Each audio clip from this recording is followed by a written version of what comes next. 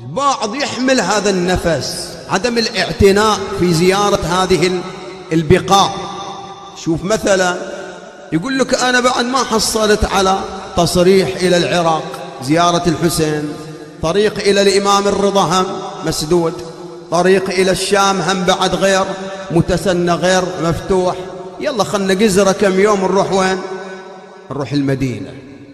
ترى زيارة المدينة ليست هي على حسب قول هذا القائل هذا جزرة يعني كم يوم أنا أجزرها، لا. في المدينة عندك 6 من المعصومين غير بقية أولياء الله. تعال أم البنين، تعال فاطمة بنت أسد، تعال عمتي النبي، تعال بنات النبي زوجات النبي الصالحات، إسماعيل بن الإمام الصادق، تعال إلى العباس بن عبد المطلب، عثمان بن مظعون وغيرهم أولياء الله.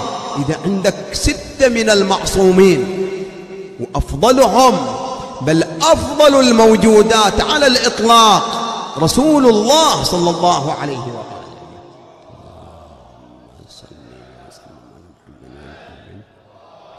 وتالي على الأسف يعني شوف بعض الأفراد يحمل هالنفس هذا، ما رحت ما ذاك الصوب يلا خلني جزرة أروح المدينة كم يوم. لا، الواحد يتعنى.